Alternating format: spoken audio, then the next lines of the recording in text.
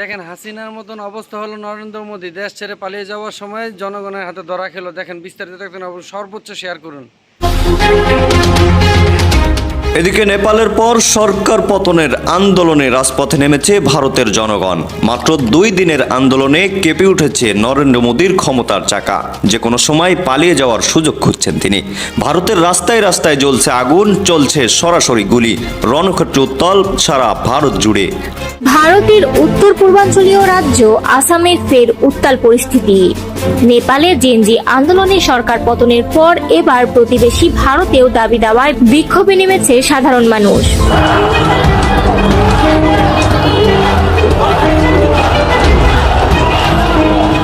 দর্শক, আগুন কিন্তু ভারতেও জ্বলে উঠেছে ধাও ধাও করে। শ্রীলঙ্কা, তারপর বাংলাদেশ, তারপর নেপাল এবং এই 3 দেশ থেকে শিক্ষা গ্রহণ করে ভারতের সাধারণ জনগণ, ভারতের শিক্ষার্থী সমাজ, তারা কিন্তু মোদি বিরোধী আন্দোলনে জোরদার হয়ে উঠেছে। বিভিন্ন জেলায় জেলায়, বিভিন্ন রাষ্ট্রে রাষ্ট্রে জ্বলছে আগুন। দর্শক, এই ভয়ে গতকাল মোদি সরকার তার প্রশাসন সেন্টার থেকে বাড়িয়ে সারা দেশ থেকে ঘুরে এসেছে এবং সেখানকার পরিস্থিতি দেখে রীতিমতো হেলিকপ্টার রেডি করে ফেলেছে।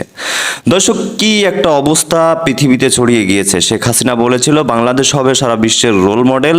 ঠিক সেই বাংলাদেশ থেকে শিক্ষা নিয়ে কিন্তু বিভিন্ন দেশ তারা সরকার তাড়াচ্ছে। কথা বাড়াবো না, চলুন ভারতের অবস্থা কি এই মুহূর্তে সেটা জেনে আসবো। আশা করি খুব লক্ষ্য দিয়ে এবং মনোযোগ দিয়ে দেখবেন। তো দর্শক, চলুন স্ক্রিনে।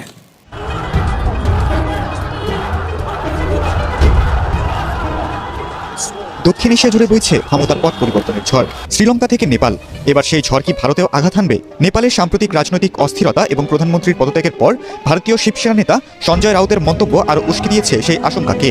তিনি হুঁশিয়ারি দিয়েছেন যে নরেন্দ্র মোদী সরকারের দুর্নীতি, স্বজনপ্রীতি ও ক্ষমতার কেন্দ্রীকরণের কারণে নেপালের মতো রাজনৈতিক সংকটে পড়তে পারে। নেপালে তরুণদের নেতৃত্বে যে গণবিক্ষোভ শুরু হয়েছিল তার মূল কারণ ছিল সরকারের দুর্নীতি এবং সামাজিক যোগাযোগ মাধ্যম বন্ধ করে দেওয়ার মতো স্বৈরাচারী পদক্ষেপ। এই বিক্ষোভের মুখে পতন হয় নেপালের প্রধানমন্ত্রীর। সঞ্জয় রাউতের মতে ভারতের পরিস্থিতিও নেপালের থেকে খুব বেশি আলাদা নয়। এখানেও দুর্নীতি আর ক্ষমতার অহংকারে তৈরি রাজনৈতিক কাঠামো এক ঝড়ে